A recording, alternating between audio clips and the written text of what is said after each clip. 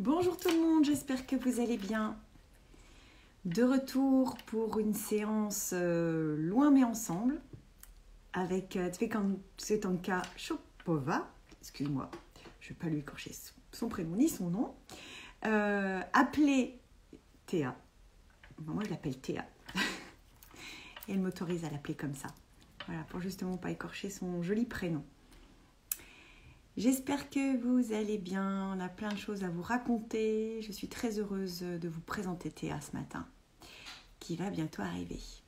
Alors justement, avant qu'elle arrive, je vais vous en dire un peu plus, qu'elle développera ensuite durant cette petite heure ensemble. Théa est sophroanalyste, on a ça comme point commun, mais elle est aussi psychanalyste, sexothérapeute, voilà. Et elle nous en dira plus tout à l'heure. Et surtout, elle est autrice de 4 magnifiques livres que nous allons vous présenter. Coucou tout le monde. Je pense qu'elle ne va pas tarder. Je ne vais pas tarder à voir arriver Théa.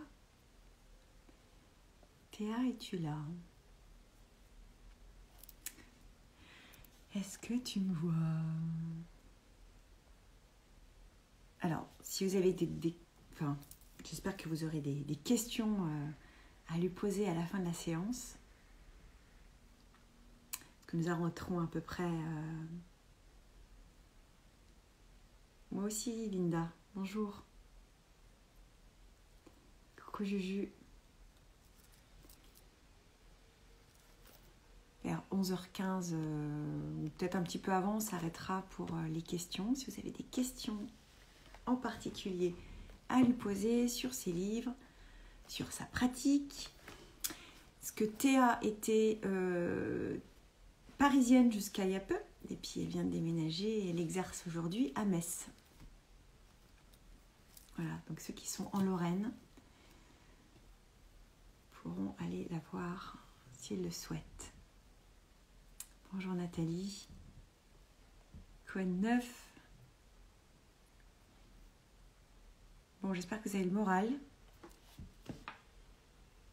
Toutes et tous. Je ne vois pas arriver Théa.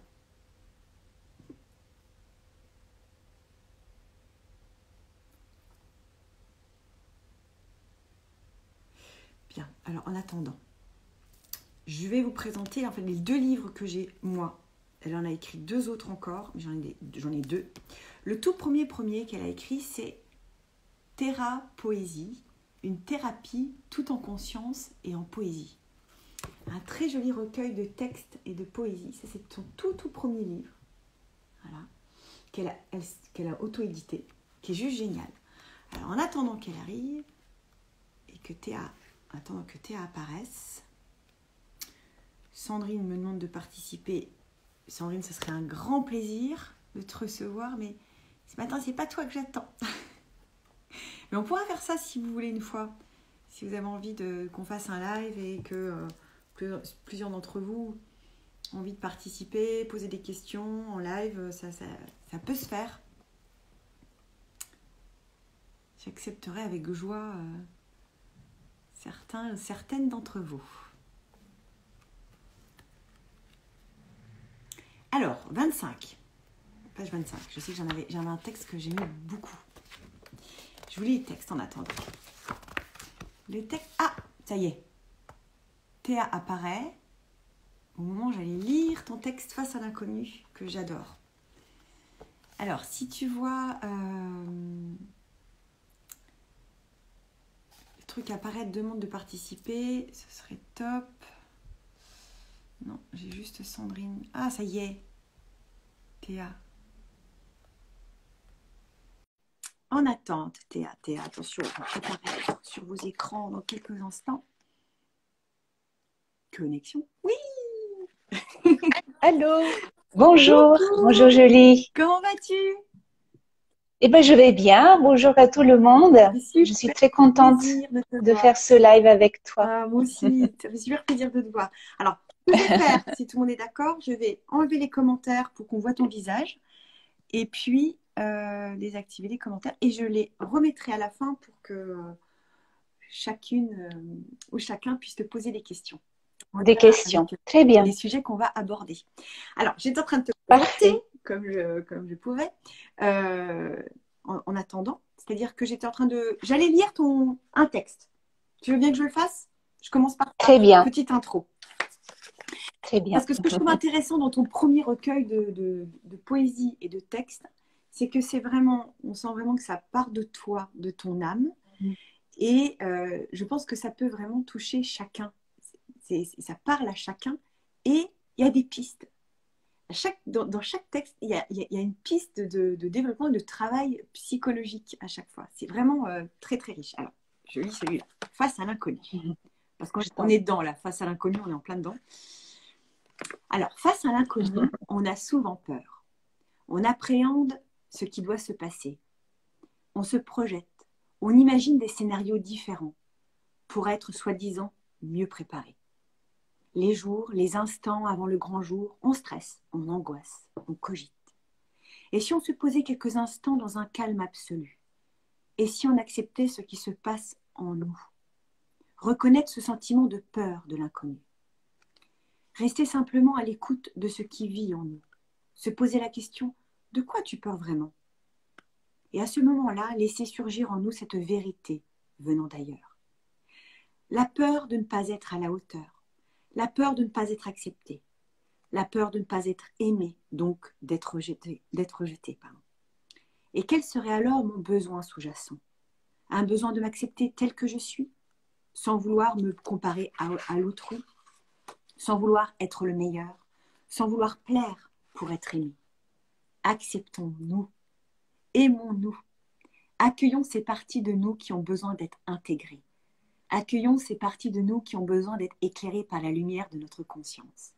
Vivons dans le présent et respirons dans toute la globalité de notre être. Quel qu'il soit, il est parfait. Il a juste besoin d'être écouté.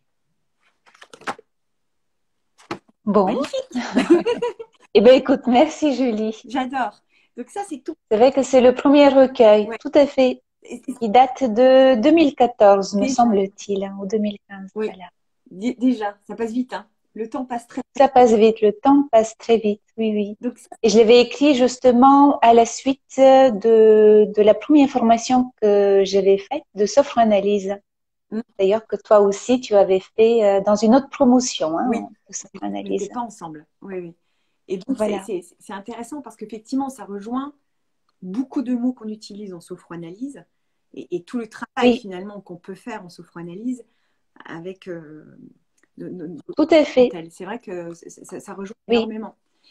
Là, quelque part... C'est une formation, oui, qui est bouleversante en soi. Et c'est vrai que je me rappelle quand j'écrivais les textes de ce premier recueil, c'était souvent aussi à la suite des méditations, à la suite aussi de séminaires le week-end, puisqu'on était en formation le week-end. Et que, voilà, je mettais par écrit, en tout cas, les émotions, les sentiments, tout ce qui me traversait sur le moment présent. Et ce sont des textes que j'appelle d'écriture intuitive. Hein. Il y a très peu de... Je reviens pas sur ces textes-là, ou très peu. D'accord. C'est un premier jet qui est posé... Exactement. C'est vraiment de ton âme, c'est vraiment ça. Exactement. Voilà, c'est des textes que j'ai écrits en tout cas en quelques minutes. Voilà. Mais qui sur l'instant présent. Qui sonne juste. Ton deuxième s'intitule comment?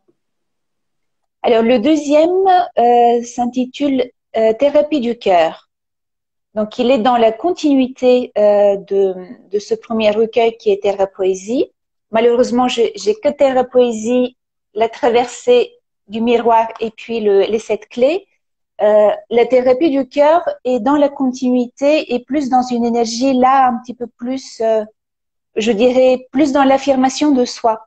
Donc, même dans la façon, l'écriture, elle est différente. Donc, il y a plus le jeu. Donc, à ce moment-là, en effet, si j'analyse un petit peu mon écriture, je dirais que dans le deuxième, il y a plus d'affirmation et plus de confiance. On dit que le premier, il est fragile. C'est un bébé fragile. Il sait pas où il va et puis il a peur aussi. Il a peur de rencontrer les lecteurs et c'est toujours compliqué. En tout cas, quand toi aussi, tu le sais. Quand tu écris un livre, il faut à un moment donné s'en détacher, c'est-à-dire qu'il devienne un objet et cet objet, il sera possédé par les lecteurs, par les autres qui vont, voilà, qui vont poser leur propre jugement, projection, voilà. Ah, il ne nous Mais c'est appartient un pas. exercice compliqué. C'est vrai. C'est un exercice compliqué de se lancer et puis de faire confiance et puis, comme tu dis, de faire face à l'inconnu. Et d'accepter cet inconnu. Et d'accepter ces peurs Tout à fait, liées à cet inconnu. tout à fait. Le troisième raconte un petit peu son histoire. Le troisième s'appelle La traversée du miroir. Donc, il est tout simple. Vous voyez, là, j'ai même pas mis de couverture sur ce livre, en tout cas de photos sur la couverture. C'est un livre toujours de la poésie, des réflexions philosophiques à méditer au quotidien. Il coïncide aussi avec peut-être aussi la fin de ma formation en sophranalyse, notamment c'était en 2015. Voilà, il y avait aussi le départ de Gaël et Benjamin qui sont les formateurs, en tout cas qui étaient mes formateurs en sophranalyse. Et puis c'est une façon également. Là, l'écriture, elle est un peu plus, comment dirais-je, il y a beaucoup plus d'émotions. Donc là, c'est plus avec les tripes. Donc, comme par exemple, il y a le cri du cœur, j'ai tout perdu, laisse la joie. Donc, c'est un livre un peu sombre, mais toujours euh, avec comment puis-je dire, une forme de positive attitude derrière aussi chaque obstacle. Donc voilà, et j'appelle les trois une trilogie poétique, hein, puisqu'ils vont bien ensemble. C'est vrai. Et qui souligne en même temps ton évolution, ton Exactement, évolution thérapeutique et intérieure. tout à fait. Voilà, c'est comme des tableaux que j'ai peints et voilà, et je l'ai fait aussi pour moi-même avant tout, puisque ce sont des livres qui m'ont beaucoup aidé. L'écriture, en tout cas, m'a beaucoup aidé dans ma reconstruction, voilà, dans mon affirmation de moi-même. Et puis, c'est des trois petits livres assez fragiles, mais assez solides à la fois. Donc, c'est un peu ce que j'ai été avant. Quelqu'un de solide, mais Ce que fragile je trouve aussi. d'admirable, je te le dis, et c'est comme toutes ces personnes qui n'écrivent pas dans leur langue maternelle. Et Mhm. j'ai une admiration sans borne pour des personnes qui sont nées à l'étranger. Tu vas nous raconter justement ton parcours, Oui, qui ne sont pas nées en France et dont le français n'est pas la langue maternelle. Et Dieu sait qu'elle est compliquée, cette langue. Euh, c'est vrai, elle n'est pas simple. Ni oui, à l'oral, ni à l'écrit d'ailleurs, qu'on se le dise. Et c'est vrai que maîtriser à ce point cette langue à l'écrit, alors que c'est pas ta langue maternelle, je trouve ça admirable. Vraiment. Donc je te le dis en direct. Direct là, je suis vraiment je le reçois. admirative Merci, Julie. de toi vraiment, sur tout ce travail-là, cet accomplissement. Waouh, chapeau bas. Vraiment. Vraiment, parce que c'est dur. Merci. Et alors, justement, avant d'aborder justement ton dernier bébé, qui est sorti là récemment, Mhm. c'était pour réveiller sa force vitale, être bien avec soi, les autres et le monde, Et le vaste monde? programme.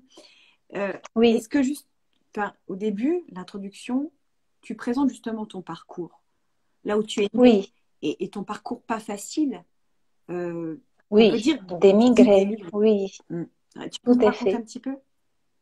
Oui, alors, je suis venue en France, donc j'avais 18 ans. Et c'est vrai que c'est une question qui m'est souvent posée. Qu'est-ce qui a fait que, voilà, de la Bulgarie, tu t'es retrouvée en France?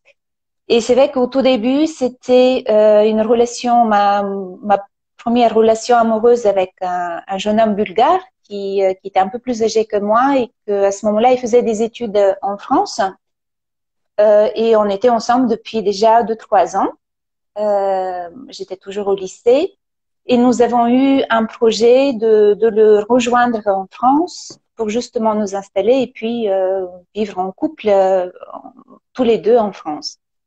Alors, à l'époque, donc, on est à l'époque de l'année 2000. L'année 2000, pour donner quelques petites informations politiques de cette époque-là, nous n'avions pas le droit de visa. En tout cas, on ne pouvait pas voyager en Europe. Donc, il fallait soit avoir un projet d'études, soit un projet de travail. Donc, ce qui était compliqué, c'est déjà l'obtention du visa. La famille de ce petit copain m'avait aussi beaucoup aidé, mes parents également. Ensuite, c'était voilà, une grande queue à la préfecture à Sofia, bon, beaucoup d'attentes pour obtenir ce visa. Et puis finalement, j'ai pu l'avoir. Voilà, j'étais très heureuse et en même temps, j'avais très peur puisque c'était vraiment là l'inconnu, quitter la famille. Je n'étais jamais partie de ma famille jusqu'à l'âge de 18 ans. Et puis là, un premier obstacle, ce petit ami me dit, voilà, écoute, j'ai quelqu'un d'autre en France, voilà, une autre amoureuse. Voilà, c'est vrai que j'étais très triste. En colère, je me souviens pas puisque je pense que j'ai refoulé cette colère, la colère, puisque bon, je suis tournée toujours vers l'autre qui, voilà, le bien-être de l'autre et puis dans un amour aussi de cet autre. Et puis je me suis dit bon, voilà, qu'est-ce que je fais? À ce moment-là, c'est compliqué puisque à la fois je disais dans le livre la valise elle est prête, mes parents se sont préparés à l'idée de me voir partir du pays, de la famille. Et puis en même temps, moi je parlais pas la langue française, j'ai dû faire peut-être 5 cours en Bulgarie, juste l'alphabet. Après c'est vrai que je parlais l'allemand au lycée, donc on avait des cours en allemand. J'aime les langues étrangères. Mais ceci dit, se retrouver seul à Paris, dans cette jungle, comment se débrouiller si on n'a pas de logement, si on ne parle pas la langue. Alors, à ce moment-là, comme quoi aussi, la vie, voilà, elle soutient aussi nos projets, elle soutient aussi ce mouvement peut-être aussi de liberté et d'envie de progression et d'évolution. Et puis à ce moment-là, j'ai eu un coup de fil de la sœur de mon petit ami qui était étudiante à Paris. Il me dit, écoute, Théa, tu fais ton cas, si tu veux, tu viens chez moi, voilà, le temps que tu apprennes la langue. Donc, ce que j'ai fait pendant 3 mois, donc je suis arrivée. C'était compliqué de composer aussi avec le petit ami qui était toujours là, que je le voyais aussi avec cette autre copine. Et en même temps, bon, je pense que quand on est jeune, on vit beaucoup de chagrin, mais on a aussi une force qui nous permet d'aller au-delà de ça. Et puis voilà, petit à petit, je suis restée 3 mois chez cette femme qui s'appelle Evgenia. Et ensuite, j'ai pris mon envol. J'ai commencé aussi des études à la Sorbonne, des études qui sont vraiment très bien conçues que pour les étrangers. Donc, j'ai avancé là-dedans. Et petit à petit, ensuite, j'étais fille au père, j'ai travaillé dans la restauration. Voilà, et mon parcours, j'ai fait la fête, j'avais des amis, j'ai toujours des amis d'ailleurs à Paris et quelques copines qui vivent en Suède, au Mexique aussi. Voilà, c'est un parcours un peu atypique en effet. Et en 2005, juste, je venais de rencontrer mon compagnon actuel. Nous sommes ensemble depuis 17 ans déjà. J'ai aussi un refus de visa, ce qui fait que j'ai été renvoyée dans mon pays. Là, c'était aussi un autre choc puisque c'est un petit peu, voilà, c'est avec beaucoup de contradictions puisque je suis bulgare, mais je ne connaissais pas mon pays autant qu'adulte bulgare. Et j'ai eu beaucoup de mal à m'intégrer, à travailler, à replonger dans la culture bulgare. Donc voilà, mais voilà, je suis revenue en 2017. En 2000, bon lapsus, en 2007. Voilà, en 2007. Que s'est-il passé en 2017? Ah ben, beaucoup de choses. Beaucoup de choses en 2017. Donc, chouette. Donc, grâce à tout ça, t'es parmi nous, c'est génial. Et tu peux justement transmettre tout ce que tu as appris au fur et à mesure de ces années. Donc, ton premier diplôme en tant qu'accompagnante en thérapie, donc c'est la sophranalyse, oui. Tu as fait sophranalyse? Tout à fait, j'ai fait la sophranalyse, j'ai fait aussi le master de sophranalyste. Oui. Ensuite, en 2015, j'ai observé que j'ai plutôt un rythme de tous les 3-4 ans. Peut-être c'est le temps d'intégrer une formation et de la pratiquer pour ensuite aller vers autre chose ou évoluer. En 2015, j'ai été étudiante en sexothérapie chez Psynaps, donc des cours qui ont été donnés par Alain Eril, qui est d'ailleurs celui qui a accepté aussi d'écrire la préface de cette clé. Donc, je suis voilà, reconnaissante pour cela. Et puis, petit à petit, puisque mon parcours également est le reflet de mon évolution aussi intérieure, puisque de sophroanalyse, de thérapie aussi, psychothérapie analytique freudienne que j'ai faite sur moi pendant de longues années, je suis passée aussi aujourd'hui dans un travail d'introspection en psychanalyse qui est sur le divan c'est un travail assez bouleversant, très émotionnel aussi, même si parfois nous pensons que la psychanalyse se passe que dans la tête. Elle est profondément émotionnelle et très déstabilisante puisqu'elle vient réveiller des blocages inconscients archaïques qui peuvent même remonter jusqu'à l'âge de tout petit âge, le bébé nourrisson. Donc voilà. Et mon parcours est donc de sophroanalyste, sexothérapeute, et aujourd'hui je suis le cursus de psychanalyste l'Institut freudien de Paris, voilà, qui est mené par monsieur Éric Simon. Donc c'est une très bonne école aussi que je recommande. D'accord. Et que là tu suis à distance en ce moment alors? Du coup, comment tu fais? Oui, un peu de distance et un peu de présentiel avec des attestations qui me permettent de me rendre à Paris, puisque entre-temps aussi j'ai déménagé à Metz, oui, une ville plus calme que Paris. Qui est un peu plus tranquille. Quoiqu'en ce moment, c'est oui. très très tranquille, Paris. Aussi. Très très tranquille. Un peu trop d'ailleurs, mais bon, c'est notre histoire. Mais bon. Alors, parle-nous de ton dernier Oui, de cette clé. Oui. Raconte-moi un petit peu déjà ce que tu as voulu transmettre dans ce livre. Quel était ton but Alors oui.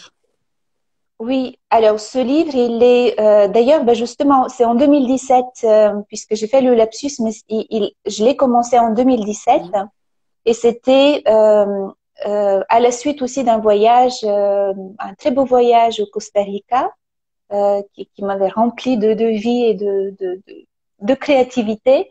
Mais avant de faire ce livre, en tout cas avant le projet de ce livre, il y avait un mot. Moi, souvent, j'ai les titres qui me viennent en premier quand j'écris un livre. Le projet vient juste par un mot, une phrase qui devient le titre ensuite du livre. Et pour ce livre, c'était le mot respire. Donc, j'ai repris ensuite dans les 7 clés. Donc, chaque lettre représente une clé et un chapitre avec voilà, des fiches théoriques et aussi des exercices. Alors, les 7 clés, je les conçus comme un outil thérapeutique.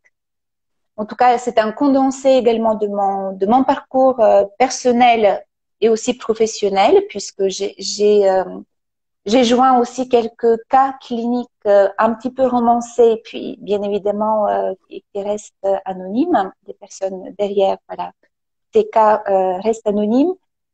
C'est un livre qui permet de faire un petit chemin avec soi-même. Donc c'est de l'auto-analyse. Je précise aussi que l'auto-analyse ne remplace pas une vraie thérapie au sein d'un cabinet avec un thérapeute. Donc voilà, c'est juste un outil de développement personnel dans lequel on trouve des fiches pratiques, théoriques. J'aborde énormément de questions autour de la construction de la psyché, de l'enfant, de la famille, de comment cet enfant grandit, qu'est-ce qu'il occulte, qu'est-ce qu'il refoule. Ensuite, j'aborde également la question des relations, les projections, les transferts. Et un chapitre assez dense et concret en même temps, puisque moi je souhaitais ce livre qu'il soit concret et qu'il y ait aussi des outils voilà, des astuces à transmettre au lecteur. Je me suis beaucoup inspirée aussi de l'analyse transactionnelle d'Eric Berne. Il me semble, voilà, une approche assez intéressante, surtout pour l'auto-analyse, puisqu'elle parle des 3 états du moi, notamment enfant, parent, adulte. Et puis, j'ai abordé également, à ma façon, bien évidemment, puisque j'aime transformer, en tout cas, mes lectures, et je le fais aussi à ma façon, à travers aussi ma vision des formations ou de comment je perçois l'humain. Les 12 injonctions, notamment ne réussis pas, ne sois pas en bonne santé, ne sois pas proche, n'aie pas de valeur. Donc, c'est des injonctions, des messages négatifs qui, qui, qui, qui bloquent l'évolution de beaucoup de personnes.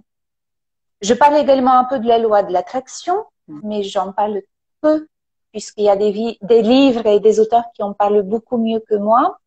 Je parle également alors, oui, dans le chapitre Pacifier son histoire, j'ai mis à disposition des lecteurs la lettre thérapeutique. Donc, c'est comment gérer des émotions, en tout cas, ou une relation conflictuelle, soit avec un parent, un ami, un collègue. Donc, c'est une forme de libération émotionnelle à travers la lettre thérapeutique. Et puis, plein d'autres petits conseils. Là, en tout cas, dans ce livre, je me suis permise à donner des conseils, puisque en séance, c'est le patient, le client, qui possède ses propres réponses. Donc, on est là juste pour l'accompagner dans ses réponses à lui. Mais finalement, en fait, c'est un condensé de toutes les formations que tu as pu faire. À la fois Tout est fait. ça, et aussi Tout parce est fait. qu'on apprend aussi quand on est en thérapie avec notre patientèle, on continue d'apprendre. On voit encore une autre façon de voir ce qu'on a appris en théorie. La théorie, vraiment la pratique. Il y a la théorie et le terrain. Voilà. Et sur le terrain, on apprend énormément. Oui, on apprend énormément. Et c'est tout ça. C'est vrai qu'il est très dense, super intéressant. Il reprend plein de données. Ben, j'avais l'impression de réviser. Un peu de sophroanalyse. De la sophroanalyse complètement. Oui. Et en même temps, oui, il y a d'autres choses venant d'autres livres comme La loi d'attraction. Pour le coup, ça, en sophroanalyse, on n'aborde pas, mais ça fait partie des lectures qu'on peut... Oui, de développement personnel. Et moi-même, à une époque, je me suis beaucoup intéressée aussi à la loi de l'attraction. Aujourd'hui, bon, je l'appelle différemment. Je la vis aussi différemment, puisque tout est à l'intérieur de nous. Et puis, cette réalité intérieure, quand elle est joyeuse ou quand elle est positive et quand elle est débarrassée aussi des inhibitions ou des souvenirs ou des traumatismes du passé, ça devient plus léger, plus lumineux et ça permet également de vivre cette réalité aussi à l'extérieur. Complètement. Tout à l'heure, tu disais, alors tu as fait une formation en sexothérapie. C'est vrai que je vais te poser des questions parce que ça m'intéresse beaucoup. Ça fait longtemps que je me pose la question. J'aimerais bien probablement compléter ma formation aussi dans cette branche-là, parce que je trouve ça passionnant. Et est-ce que ce qu'on vit actuellement a un impact sur les couples, sur les gens, et de quelle manière? Oui, bon, je pense que tous les thérapeutes te diront oui, que la pandémie, cette situation complexe a un impact sur les couples, sur les jeunes, les moins jeunes, les seniors, donc tout le monde est impacté. Après, voilà, pour ne pas se disperser et rester concentré sur ta question par rapport au couple, quelle est ta question par rapport justement au couple, de comment ils vivent Qu'est-ce que ça a pu chambouler? Est-ce qu'il y a une demande particulière autre depuis cette histoire du Covid là, qui pourrit la vie? Oui, alors les demandes, en tout cas, ce que j'ai pu observer, ce que j'observe, c'est que les couples soit restent ensemble, donc sont des couples qui montrent que leur amour, en tout cas, il y a un noyau solide, ou bien ce sont des couples qu'aujourd'hui, comme on ne peut pas fuir l'autre, on ne peut pas partir en voyage, en déplacement professionnel. Moi, j'avais des patients qui étaient avec leurs épouses en effet, là, ce sont des hommes, leurs épouses qui passaient peut-être une journée ou 2 journées dans la semaine ou que les week-ends. Aujourd'hui, par le confinement, par l'interdiction des voyages, ça explose en tout cas dans les couples et que on, on ne peut plus se cacher la vérité.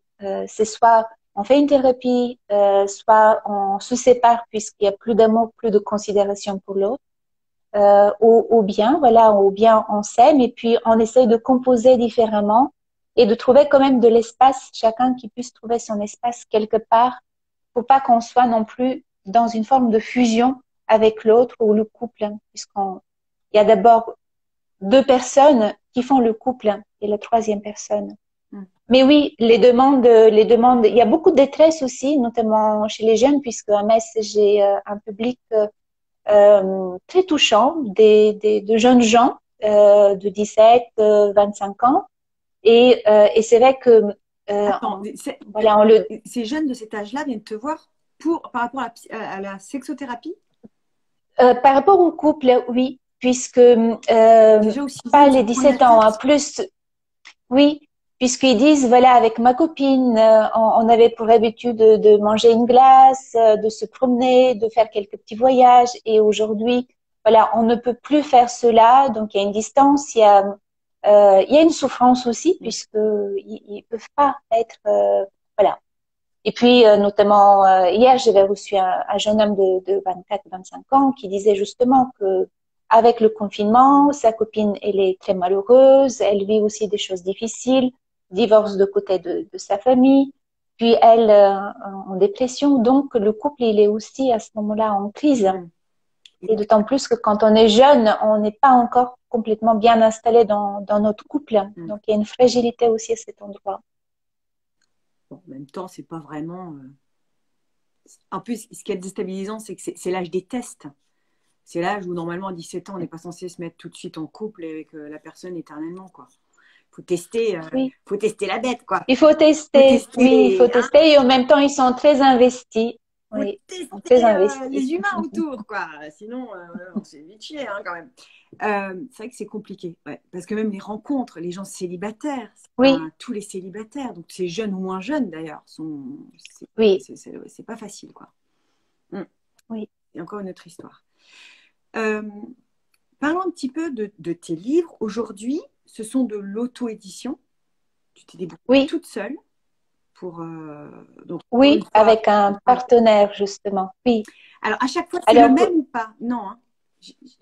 alors justement, pour le premier livre, c'est une maison d'édition d'ailleurs qui avait lu quelques textes que j'avais publiés. Donc, c'est elle qui est venue à moi. Donc, elle s'appelle Édition Vie. Il me semble, le siège il est en Allemagne. D'accord. Ensuite, nous avons Eddie Livre, puisque voilà, même le troisième, Celui-là, d'accord. celui-là, il est aussi chez Eddie Livre.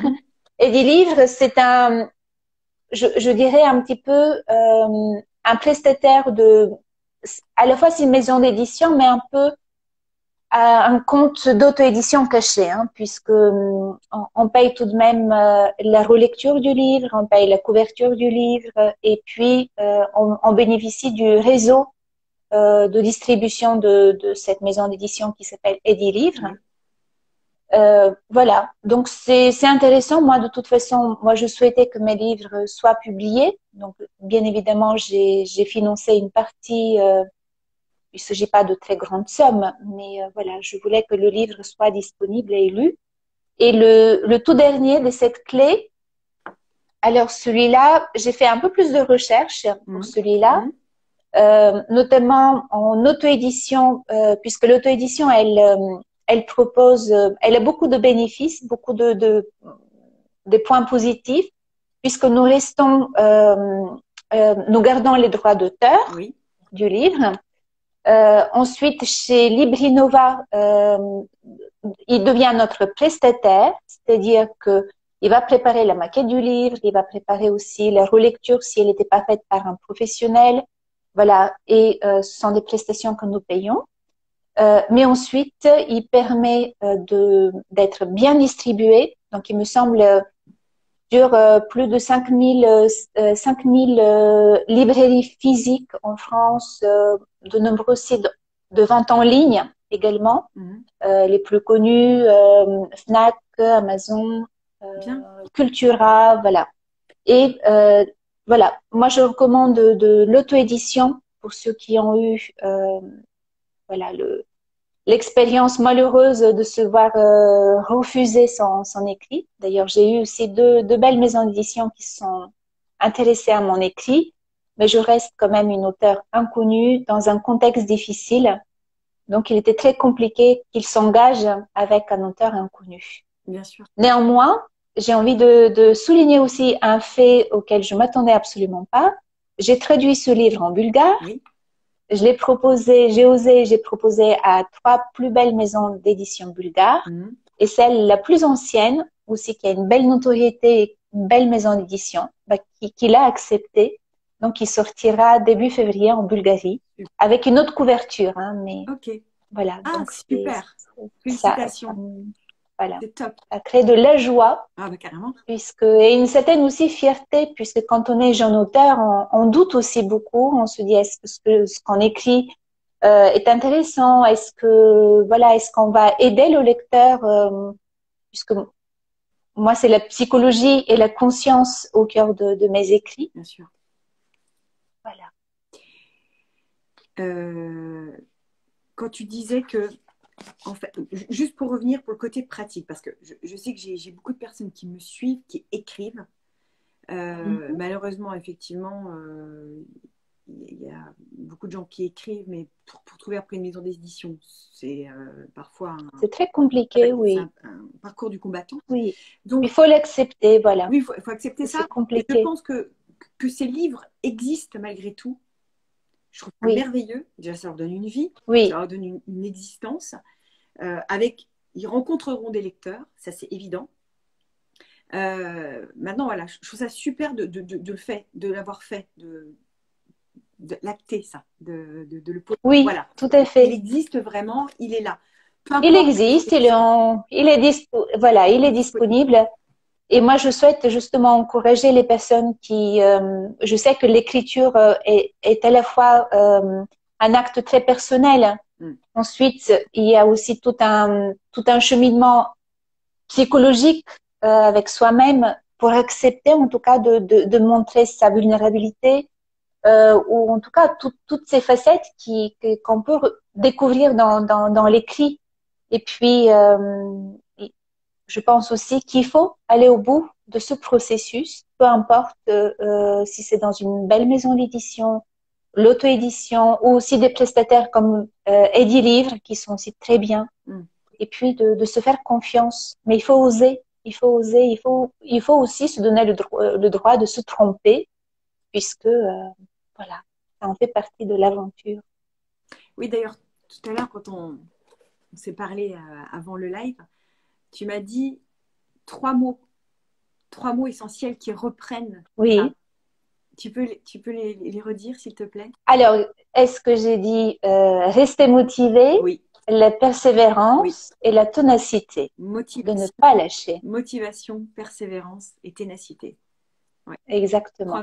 Et après, il faut aussi un peu de souplesse pour s'adapter aussi au contexte, puisque parfois être très tenace dans un projet qu'on voit qui n'aboutit pas pendant des années ou pendant un certain temps, peut-être juste aussi une forme de disponibilité à s'adapter à la réalité ou au contexte, aux difficultés.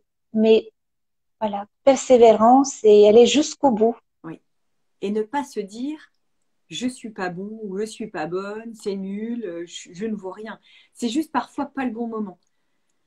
Oui, c'est pas le bon moment. Et puis de toute façon, il y aura des gens qui vont aimer les écrits, vos écrits, et d'autres qui vont les détester ou qui vont, voilà, ou qui seront aussi peut-être jaloux, ils vont se dire, ben moi, j'aurais écrit mieux ou différemment. Mais ce qui fait que vous avez gagné, en tout cas, vous avez un pas devant ces gens-là qui disent, moi, je pense que voilà, j'aurais fait mieux. S'ils pensent faire mieux, il faut qu'ils y aillent aussi. Eh oui. tout à fait, Foncez les gars. tout à Oui. fait. Est-ce que, qu'est-ce que le dernier, aujourd'hui, quand tu l'as dans la main, qu'est-ce que tu ressens?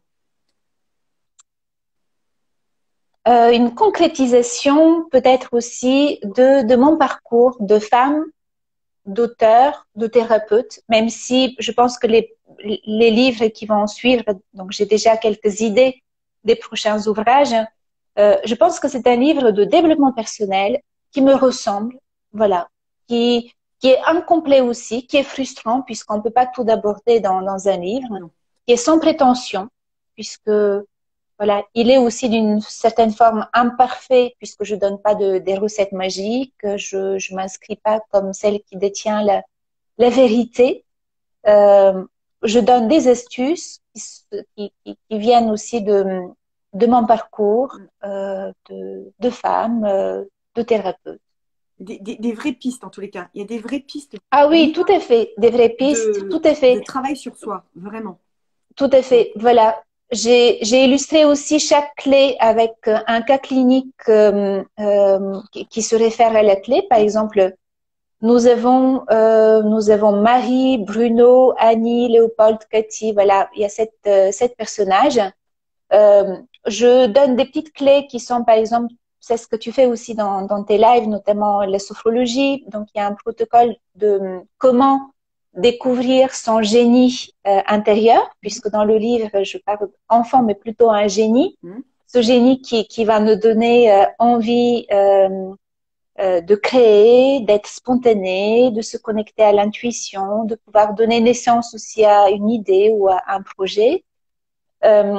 Donc, dans la première, la lettre R qui est la respiration, puisque toute naissance commence par une respiration. Donc, je parle de la respiration abdominale complète qui aide à combattre le stress. Donc là, vous avez un protocole bien écrit, en tout cas étape par étape, pour se auto-relaxer et puis se déstresser. Dans la deuxième clé, c'est la clé sur les émotions. Dans la deuxième clé, ben justement, nous sommes dans la deuxième clé qui parle aussi du génie intérieur et de l'enfant intérieur. Là, je mets aussi en place un protocole pour aller rechercher par des questionnements quel est notre désir, ce pourquoi nous sommes venus au monde, voilà, quels sont nos freins, voilà, où est-ce qu'on a envie d'aller. Et puis, quelles sont nos qualités également naturelles, puisque je pense pour réussir notre vie, il faut mettre en valeur nos qualités naturelles, que ce soit l'écoute, la bienveillance. Je pense que tout le monde voilà, veut aussi peut-être se sentir utile dans son métier pour trouver sa voie. Alors, j'ai fait des petites notes, c'est pour ça que je regarde un peu de côté. La troisième clé, c'est la clé sur l'auto-questionnement et sur les injonctions. Donc là aussi, je propose une lecture tout d'abord de quels sont ces trois états du moi. Parents critiques et bienveillants, l'enfant rebelle, adapté ou libre, et surtout l'adulte, puisque ce qui nous intéresse dans ce livre, c'est comment réveiller sa force vitale, mais comment aussi donner plus de puissance à notre adulte. La psychanalyse dirait plutôt au moi conscient, celui qui est en lien avec la réalité, celui qui compose avec l'autre et les autres. Et puis, je pense que tu peux aussi retrouver la ligne du vie pour pacifier son histoire, c'est marquer ces trois grandes réussites, ces trois grands échecs, et de voir aussi derrière chaque échec, qu'est-ce qu'on a développé comme qualité, comme ressources. Puisque moi, je pense qu'on apprend plus de nos échecs que de nos réussites. Voilà. Et puis, les intentions positives. Donc là, je me suis inspirée aussi de la loi de l'attraction. Les phrases un peu comme des mantras qu'on puisse se répéter à soi-même pour contrer un petit peu les injonctions.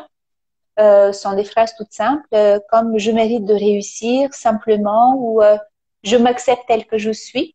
Bon, voilà, sont des phrases simples mais qui font beaucoup de bien. Et puis, alors, nous avons aussi, oui, c'est un chapitre j'ai pris beaucoup de plaisir à écrire ce chapitre sur respecter sa nature et surtout savoir dire non. Donc se respecter, dire non sans culpabiliser.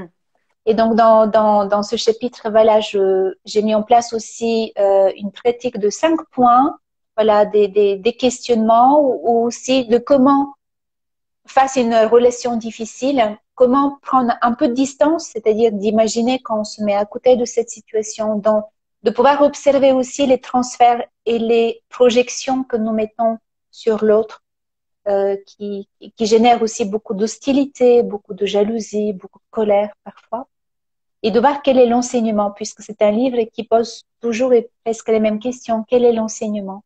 Qu'est-ce que vous avez compris de vous-même? Quelles sont les prises de conscience?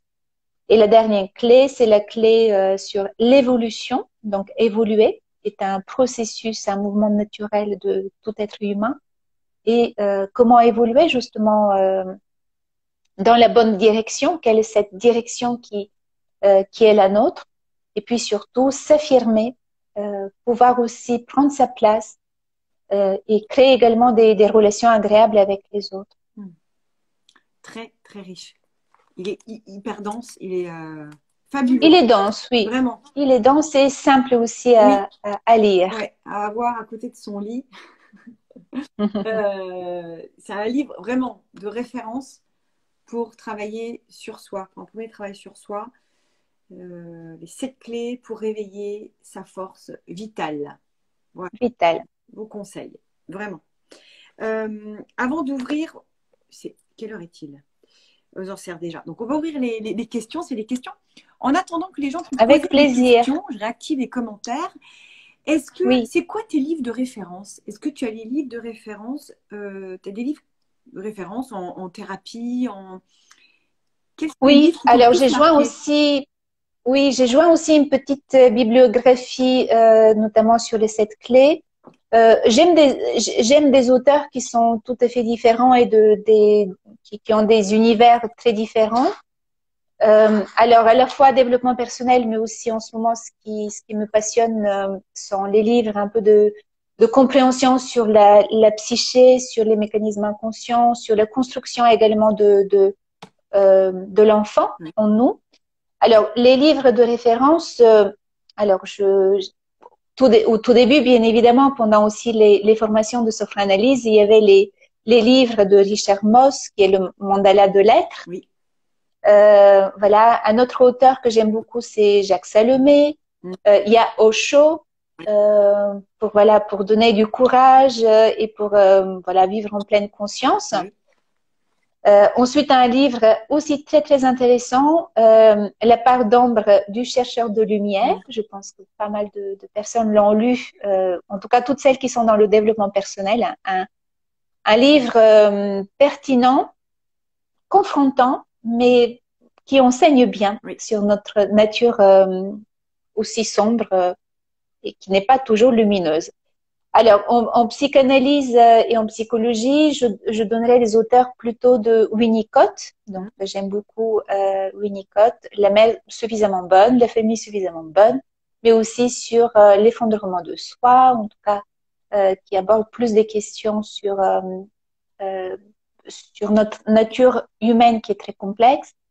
Un autre auteur que j'aime bien, c'est Ferenczi.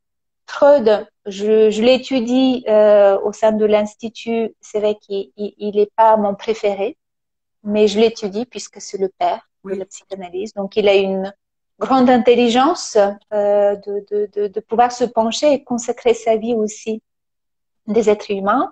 En ce moment, je lis aussi...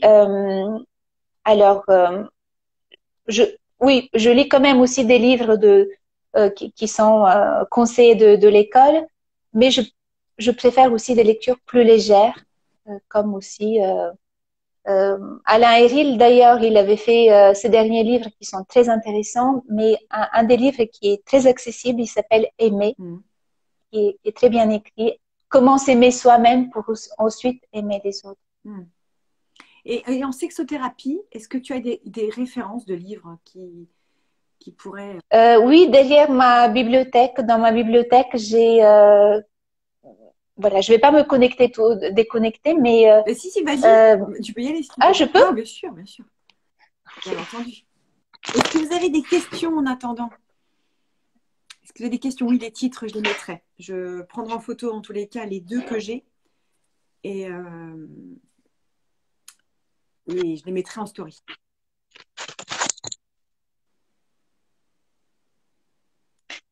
Alors, il y a celui-là, ABC de la sexualité. Ok. Excellent. Il est très complet.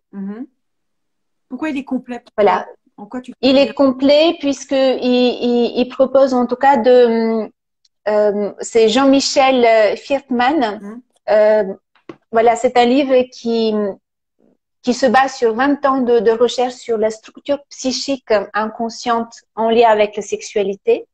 Et puis là-dedans, on peut trouver énormément de cas cliniques, mais aussi des explications.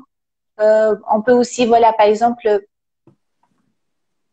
la phase orale, anale, phallique, hystérique ou génitale, toutes les fixations aussi qui font que on peut aussi rencontrer dans le couple, hein, en tout cas dans les jeux sexuels aussi ou dans les pratiques que le couple auquel le couple se donne, on peut trouver aussi des explications sur leurs problématiques aussi. Parce que la sexothérapie, c'est parfois les personnes viennent avec un symptôme plutôt de dysfonctionnement, peut-être aussi érectile ou l'impossibilité de jouir, voilà. Mais c'est un symptôme et derrière ce symptôme repose toute une autre problématique qui est plus liée à l'enfance finalement aussi. Encore une fois. Oui, puisque l'être humain, dans notre nature sensuelle, érotique ou sexuelle, elle s'est construite aussi du regard de nos parents, du toucher, ou de comment nous étions portés, de comment nous étions aussi lavés, comment nous étions regardés aussi. Tout est important. Et puis bon, il y a plein d'autres fixations après par la suite qui sont là. Mais c'est un livre intéressant et un autre livre de Philippe Lévy, Décoder votre sexualité. J'ai entendu. Là, c'est un manuel qui est intéressant aussi. Oui. Alors, donc il est sexologue, il a fait des études, des recherches en neurobiologie, en décodage biologique aussi. J'ai oublié tout à fait le contenu de ce livre, mais par exemple là, en ouvrant, voilà, on peut trouver par exemple les fantasmes de Geneviève de 42 ans, qui voilà, elle est une problématique par rapport à la jouissance. Et ensuite, l'auteur, il nous donne des éléments de qu'est-ce que ça veut dire ce fantasme ou quelles sont ces problématiques de cette dame. Donc, il est assez concret. Voilà, il y a l'anatomie. C'est un bon livre, Voilà, il y a mise en bouche. C'est un joli, voilà, jeu de mots. Jeu de mots, oui. Décoder votre oralité avec la mise en bouche. Mais c'était aussi un beau moyen d'accéder aussi à la connaissance de nous-mêmes et aussi peut-être d'aller un peu plus profondément ensuite dans des blocages voilà, qui sont recouverts par le symptôme apparent. À travers la oui, voilà, apparent. Tout à fait. Passionnant. Est-ce qu'il y a des questions? Parce qu'on va devoir se quitter très vite, très bientôt. Est-ce qu'il y a des questions en particulier à poser à propos des livres de Tsvetanka ou par rapport à certains sujets Aujourd'hui, en termes de pourcentage dans ta patientèle, c'est plutôt les demandes sont plutôt orientées vers quoi? C'est quoi les demandes? En termes de demande ou en termes en termes de demande? C'est quoi? C'est quoi plutôt? Par rapport à la sexothérapie? Non, ou en général? En général, c'est quoi? Plutôt... Alors, j'ai des problématiques de couple, c'est-à-dire les dysfonctionnements ou certains partenaires qui ne s'entendent plus ou qui ne se comprennent plus, puisque chacun a évolué. J'ai aussi en ce moment aussi des demandes autour de différentes addictions, c'est-à-dire un mal-être apparent qui est pas l'addiction, l'addiction à l'alcool ou peut-être aussi à d'autres substances.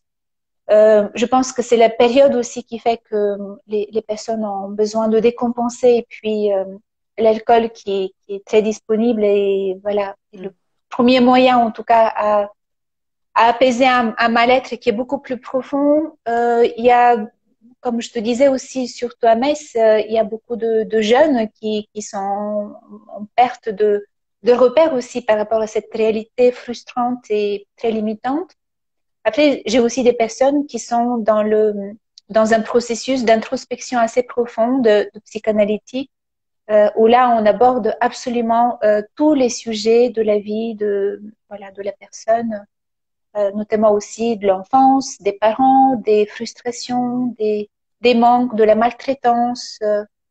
Voilà, ce sont des sujets d'abus aussi, un peu, voilà. J'ai envie de dire, je ne suis pas spécialisée, j'ai pas de spécialité et puis je reçois toute demande, quelle qu'elle soit, en connaissant bien aussi mes limites et à ce moment-là, j'oriente vers un confrère ou bien un psychiatre aussi. Puisqu'en ce moment, il y a aussi pas mal de symptômes psychotiques, de la paranoïa, beaucoup d'obsessions aussi. Beaucoup de choses. Donc, qui ont besoin parfois aussi d'un accompagnement thérapeutique par un psychiatre, par les médicaments. Merci beaucoup. Avec plaisir, Julie. Pour les intimes. Oui. Donc, je rappelle que... Si jamais ils ont des questions, ils peuvent se connecter également à mon profil sur Instagram et m'envoyer aussi, voilà, et m'envoyer des questions, notamment aussi sur si je peux aider sur l'écriture ou sur ou donner quelques petites pistes également de choix d'éditeurs ou de l'auto-édition. Donc, ce serait avec plaisir, oui. Merci. Merci d'avoir accepté mon invitation. Merci. Merci à toi aussi, Julie. Merci à tout le monde. Pour tes écrits, merci pour tout ça. Je rappelle que tu consultes à Metz. Oui, à Metz en présentiel. En présentiel. Voilà. Et sinon, en visio. Et aussi à distance, tout à fait, puisque j'accompagne une grande partie de mes patients qui sont restés à Paris ou en région parisienne. Donc, je continue le travail assidu, investi, à distance, un peu frustrant, mais la vie, elle est faite aussi de beaucoup de frustration. Oui, on fait tous ça avec ces visios. Mais heureusement qu'on a ça, on a de la chance d'avoir ça. Oui. Beaucoup. Et puis, il faut évoluer aussi. Donc, aujourd'hui, nous avons à disposition également les écrans. Après, ça ne remplace pas le physique, ça ne remplace pas la présence. Non, évidemment. Mais c'est déjà pas mal. Bon. Merci beaucoup. Passe une excellente journée. Merci à tout le monde. À très bientôt, Théa. Merci à toutes et à bientôt. D'avoir participé à ce moment loin mais ensemble. On se retrouve très vite et je vous embrasse. À bientôt. Ciao. Merci, Julie. Au revoir à tout le monde. Au revoir.